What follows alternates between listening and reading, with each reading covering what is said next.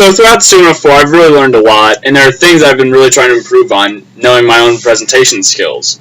Those three things being that I want to improve on are, I want to learn how to talk more emotionally and with more and less monotone in my presentations. Use that as a tool to grasp the audience's attention. I also want to improve on my ability transitioning between points.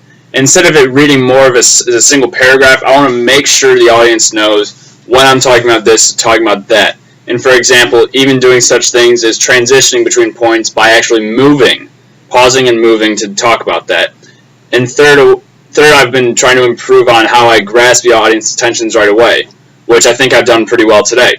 So, throughout the class, I have struggled with these. Some of these things have come as a challenge because I've been wanting to focus so much more on what I'm saying in my content, that this comes as the second priority and I have failed getting to it. Now, in talking about my working backwards, talking about how I introduce my topic and grab the audience's attention, that's something I have failed on because it's harder with team projects where I'm jumping in between points to wildly grasp someone's attention like playing a guitar, where it's much easier to take the transition they give me and keep going. But in my most courageous business person presentation, while I was able to talk alone, I opened it up with an Oscar thing, talking about who I'm going to give it to, and I even gave a strong anecdote that I would get to later to grab the audience's attention, make them say, wow, really? And then go from there.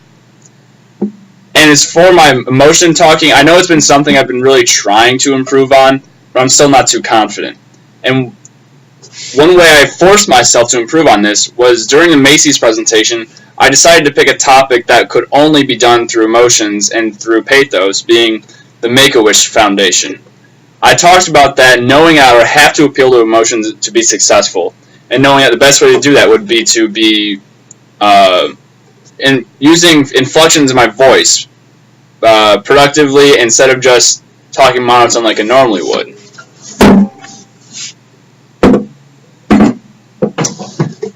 So I'm more than a one-trick kind of guy. So I'm still looking to improve. I know what I've been failing on and working well on, but in the future and for this last presentation, I'm really going to find some way to kick it off strong. And I'm going to do that by using an anecdote from my own background, being able to say, I've done this, and something that will really grab their attention. I'll hold that as a secret for later.